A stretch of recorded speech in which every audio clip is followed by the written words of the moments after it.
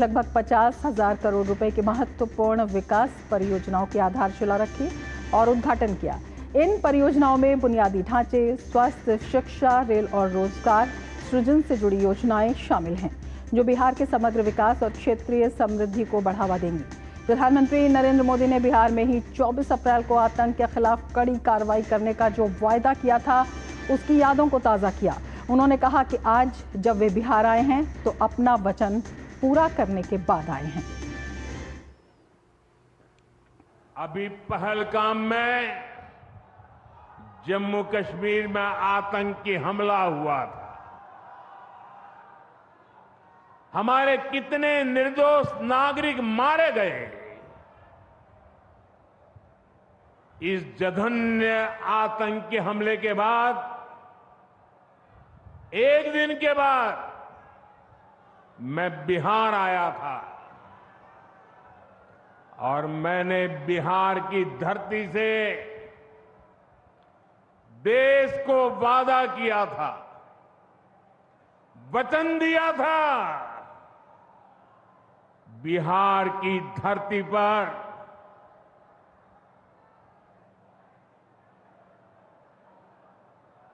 आंख में आंख मिलाकर हमने कह दिया था, आतंक के आकाओं के ठिकानों को मिट्टी में मिला दिया जाएगा।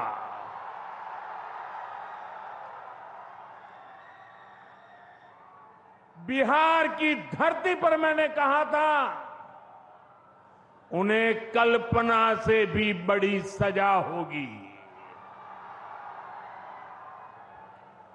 आज जब मैं बिहार आया हूं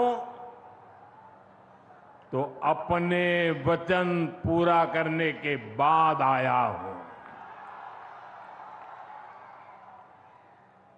जिन लोगों ने पाकिस्तान में बैठकर हमारी बहनों का सिंदूर उजाड़ा था, हमारी सेना ने उनके ठिकानों को खंडहर में बदल दिया है। प्रधानमंत्री नरेंद्र मोदी ने कहा कि सरकार ने न सिर्फ बाहरी आतंकवाद बल्कि आंतरिक हिंसा की घटनाओं पर भी लगाम लगाने का काम किया है। उन्होंने कहा कि 2014 से पहले 125 से ज्यादा जिले नक्सलवाद से प्रभावित थे, जबकि आज के समय में 18 जिले ही नक्सल हिंसा से प्रभावित हैं। आतंकवाद के खिलाफ भारत की लड़ाई न रुकी है, न थमी है। आतंक का फन अगर फिर उठेगा तो भारत उसे बिल से खींचकर कुचलने का काम करेगा। तो हमारी लड़ाई देश के हर दुश्मन से है, फिर वो चाहे सीमा पार हो या देश के भीतर हो। हमने माओवादियों को उनके किया की सजा देनी शुरू की। हम युवाओं को विकास की मुख्य धारा में भी लेकर आए। 11 सालों की दृढ़ प्रतिज्ञा का फल आज देश को मिलना शुरू हुआ है। 2014 से पहले देश में 125 से ज्यादा जिले नक्सल प्रभावित थे। अब सिर्फ 125 से ज्यादा, अब सिर्फ 18 जिले नक्सल प्रभावित बचे हैं। प्रधानमंत्री नरेंद्र मोदी ने राजद प्रमुख और पूर्व रेल मंत्री लालू प्रसाद यादव का नाम लिए बिना उन पर निशाना साधा। उन्होंने कहा कि बिहार के लोगों को जंगल राज वालों के झूठ और धोखे से आगे भी सावधान रहना जरूरी है। हम पुरानी समस्याओं को भी दूर कर रहे हैं और रेलवे का आधुनिकीकरण भी कर रहे हैं।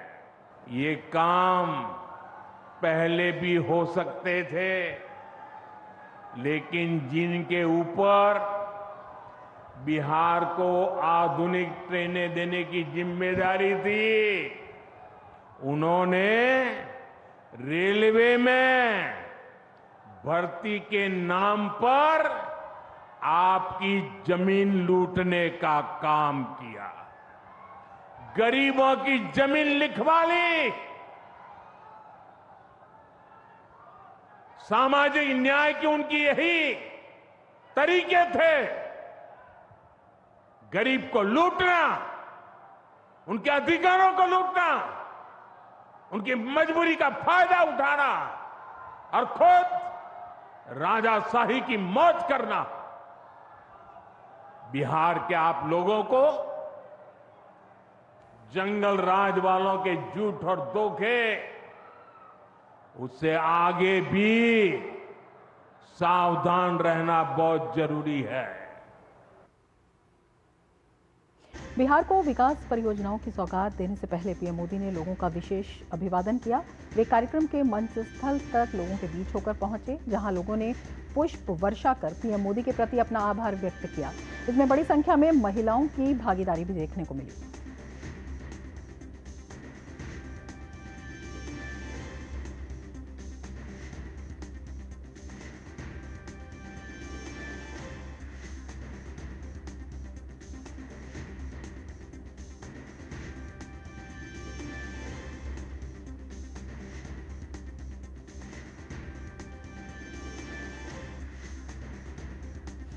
और हमारे संवाददाता राजेश राज इस वक्त हमारे साथ जुड़े हुए हैं। राजेश, प्रधानमंत्री के दौरे के बारे में, बिहार की सौगात की तो बात करेंगे ही, लेकिन सबसे पहले इस बात पर आपसे जानना चाहूंगी, जिस तरह से प्रधानमंत्री ने कहा कि मैंने बिहार की धरती से जो वायदा किया था उसे पूरा किया, ये जो कमिटमेंट है लोगों के बीच और प्रधानमंत्री के बीच, इससे किस तरह का उत्साह, किस तरह का आशावाद वहां पर लोगों की आंखों में दिखाई दे रहा है? देखिए, बिल्कुल आपने सही कहा कि प्रधानमंत्री नरेंद्र मोदी ने मधुबनी की सभा में जो देश की जनता से वायदा किया था कि आतंकवाद करने वाले लोगों की खैर नहीं है, उनकी छुट्टी कर दी जाएगी, उनको नस्तानाबूद कर दिया जाएगा, इस संकल्प को दोहराते हुए उन्होंने अमली जामा पहनाया उसे। और आज आकर बिहार में फिर उन्होंने कहा कि ये हमारे तरकश का एक छोटा सा तीर है, यानी हम बड़े बड़े तीर अभी हमने बचा कर रखे हैं पाकिस्तान को सबक सिखाने के लिए। और यहाँ की जनता ने प्रधानमंत्री नरेंद्र मोदी की तमाम बातों को आत्मसात करने की कोशिश की, हर हाल में यह दिखाने की कोशिश की कि राष्ट्रवाद का जो जरिया है, जो राष्ट्रवाद का जो प्रेरणा है, वो कहीं ना कहीं देश के युवाओं को उनके तिरंगा के माध्यम से मिलती है। और शायद यही वजह है कि हेलीपैड से जब प्रधानमंत्री नरेंद्र मोदी मेरे ठीक पीछे जो स्टेज बना हुआ है, इस स्टेज पर दाखिल हुए तो लोगों ने पुष्प वर्षा के साथ प्रधानमंत्री नरेंद्र मोदी का जोरदार अभिनंदन किया। ऑपरेशन सिंदूर के लिए महिलाओं में काफी उत्साह देखने को मिला और पीएम मोदी ने इस बात का साफ तौर पर जिक्र भी किया कि ऑपरेशन सिंदूर का महत्व यह है कि जिन पाकिस्तानियों ने, आतंकवादियों ने हमारी बेटियों बहनों की मांग के सिंदूर उजाड़े, मांग के सिंदूर को धोने की कोशिश की, उनकी हमने छुट्टी कर दी है। उनके जो तमाम जो ठिकाने थे वो खंडहर में तब्दील हो चुके हैं। ये कहीं ना कहीं प्रधानमंत्री नरेंद्र मोदी का यह संबोधन कि उनके तमाम ठिकाने खंडहर में तब्दील हो चुके हैं, यह आज के युवाओं को, आज की पीढ़ी के अंदर राष्ट्रभक्ति का जज्बा जगाने के लिए बहुत ही काफी नजर आता है। बिल्कुल, सुरक्षा की दृष्टि से भी लोगों में विश्वास, राजेश, युवा प्रधानमंत्री मोदी को सुनने के लिए आए। बिल्कुल, कि उनका भविष्य जो है सुरक्षित हाथों में है, ये अपने आप में एक बड़ा विश्वास है। इसके साथ ही आतंकवाद के साथ साथ जो आंतरिक सुरक्षा है उस पर भी प्रधानमंत्री ने एक बड़ी बात कही। उन्होंने कहा कि नक्सलवाद के खात्मे के लिए भी सरकार पूरी तरह से प्रतिबद्ध है। केवल अब 18 जिले ही ऐसे हैं जो प्रभाव में थे, एक बड़ी संख्या में और बड़े समय तक बिहार इसके चंगुल में रहा।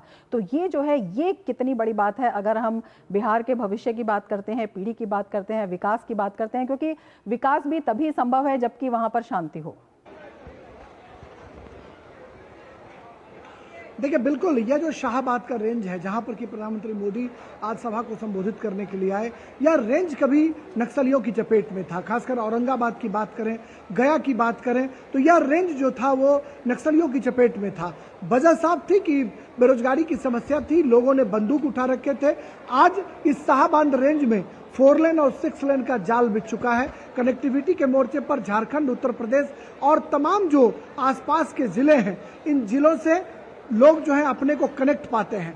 पटना से दूरी मात्र 2 घंटे की रह गई है। एक जमाना था जब विक्रमगंज पहुंचने के लिए पटना से पूरे दिन भर का सफर तय कर लोग सुबह बसों से चलते थे और शाम में पहुंचते थे। क्योंकि सड़कें बदहाल थी, टूटी सड़कें लोगों को चलने नहीं देती थी और गड्ढे में सड़क और सड़क में गड्ढा नजर आता था, यह आलम था। लेकिन प्रधानमंत्री ने इसी बात का जिक्र करते हुए कहा कि जिस नक्सलियों के खात्मे के लिए भारत सरकार कृतसंकल्पित है, उस इलाके में अब सड़कों का जाल बिछ चुका है। इसके ठीक बगल में सासाराम से जीटी रोड गुजरता है जो सीधा झारखंड होते हुए कोलकाता को जोड़ता है और इधर उत्तर प्रदेश बलिया लखनऊ होते हुए सीधा दिल्ली को जोड़ता है। तो आप समझ सकते हैं कि यह शाहबाद रेंज का कितना महत्व है कि यहाँ बाबू वीर कुंवर सिंह आरा की धरती से उन्होंने आज़ादी की लड़ाई में हुंकार भरी।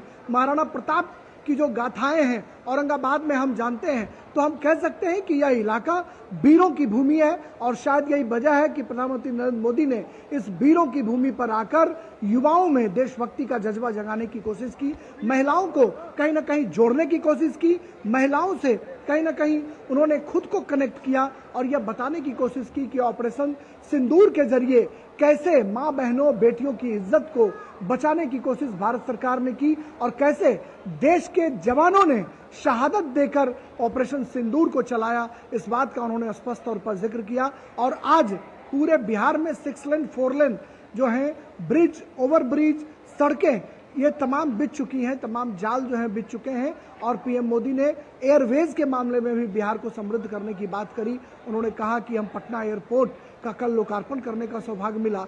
बिहटा में जो इंटरनेशनल एयरपोर्ट बनेगा उससे कहीं ना कहीं कंजेशन घटेगा और बिहार की जो अन्य शहरें हैं, पूर्णिया जैसे जो शहर हैं या दरभंगा में एयरपोर्ट शुरू हो चुका है, तो इन जो छोटे छोटे शहरों में जो एयरपोर्ट की परिकल्पना की गई है उसको शुरू करने का जो डिमांड है वो कई नेताओं के द्वारा आया और उसको भी प्रधानमंत्री ने खुद को एसोसिएट किया उससे कि आने वाले दिनों में एयरवेज के मामले में भी बिहार समृद्ध हो पाएगा। तो रोडवेज के बाद एयरवेज पर नजर है और रेलवेज के मामले में भी बहुत सारे इंफ्रास्ट्रक्चर के काम हो चुके हैं।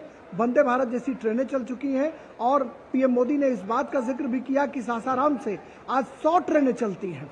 बिल्कुल, समझ सकती विकास की जो नई इबारत है सासाराम से वो बिहार में दिखाई दे रही है, झारखंड बगल में। बिल्कुल, बिहार में विकास की नई इबारत दिखाई दे रही है और वो उत्साह लोगों में, खासकर महिलाओं में भी वहां पर दिखाई दिया है। और प्रधानमंत्री ने बेहद महत्वपूर्ण ये भी कहा, क्योंकि किस तरह का नेतृत्व हो वो जनता की चॉइस होती है, तो किस तरह का नेतृत्व वो चुने।